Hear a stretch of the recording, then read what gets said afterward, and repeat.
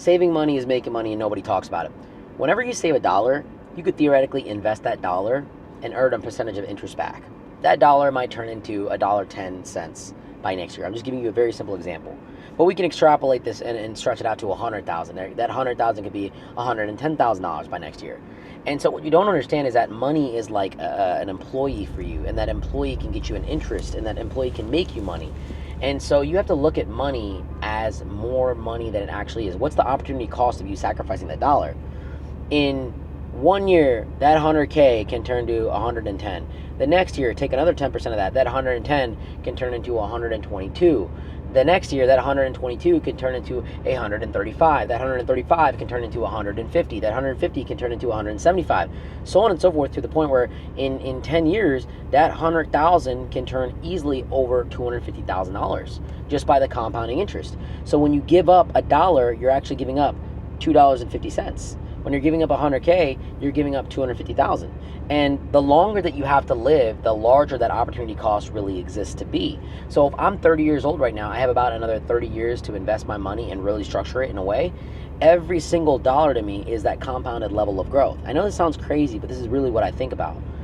So that dollar compounded 30 years over could net me, I'm going to say $10, right? I could say just $10 on an aggressive investment scale, compounding for 30 years. So every dollar is $10, okay? And every $100,000 is $1 million. So when I'm spending $100,000 on a car, it's really like I'm spending $1 million away. And so I think about things and I look at things and I analyze it very carefully. And so you might say, oh, Sumi, you make a good amount of money. You can afford a lot of things. Yes, I make a good amount of money for my life. I make a lot more money than I spend. And that's why I spend it carefully, because, look, this car, for example, is a $250,000 G-Wagon, right? I'm specced out on the options in here. This car, for me, in my head, is like a $2.5 million investment because of all the money and the lost gains that I could be making with the $250,000 that I spent towards this car. Now, obviously, I've saved money on taxes with it. I've done some things like that. But bottom line is, there's a large opportunity cost when you buy luxury cars. And obviously, I need to use it for marketing. I need to use it for my business. I use it for my advertising, all sorts of stuff. So hopefully the car is netting me a positive return over a period of time that equates to that, and that's why I've done it. But there are certain vehicles and certain things that I just don't need and I don't want to get because they're just too much of an investment to me. And I look at it when I bought this car, okay, do I have $2.5 million that I can throw away on a car? Does it make sense for me to spend $2.5 million on this car? And it's the truth. Like, that's what I look at. Now, ultimately, you guys are like, well, the car's not $2.5 million, but it's the opportunity cost that you have to look at. What is the opportunity cost of every decision that you make?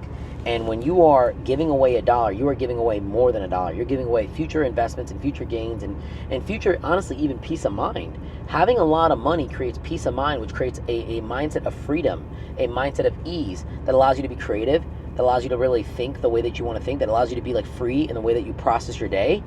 I don't have to stress about a lot of things because I know I got money in the bank and my bills are paid and paid and paid and paid and paid. I don't have to worry about things. So for me, it's always just good. And that's a very nice feeling that a lot of people don't have, especially in Miami. People are living paycheck to paycheck to paycheck to paycheck. And it breaks my heart. And I teach a lot of people about this, how to save money, how to live below your means. It's really a mindset. Saving money is not hard. Theoretically, the structural and technical aspect of saving money is just don't spend it. But that don't spending, the control of the thirst, the control of the psychological desire, the control of the need to be powerful, the control of the need to have new things and have this and have that, that is what you need coaching and mental development and mindset reconditioning to really achieve. See, saving money is hard because we have not received the mindset and the intelligence and the knowledge and the understanding of the opportunity cost to really save money. People know that saving money is good. People just don't understand that spending money is bad, and people don't see that spending money can detrimentally affect them. I love to save money because I look at saving money as spending in the future, spending aggressively in the future, having a lot more to spend in the future. So I waited a lot of time to get a car like this. I know guys in their 20s that buy cars like this. And to be honest, shout out to you. There's nothing more crazy than having a nice luxury vehicle when you're young. But I'm going to tell you something else. I'm in great shape right now. I've taken care of my health. I feel wonderful.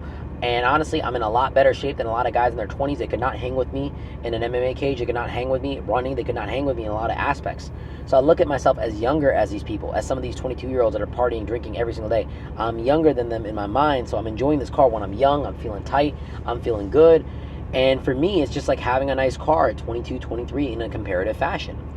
Everything is about rationalizing it in your mind and psychologically making yourself okay with the decisions that you're making.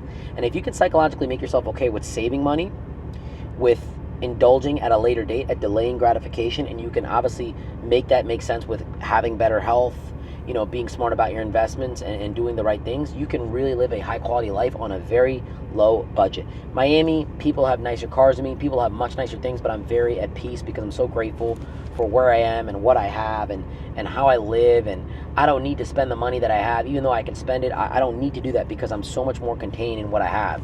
And obviously incrementally I'll increase my lifestyle and I'll do nice things for myself, but for right now I don't really need to do much because I'm very blessed. I'm very good where I'm at.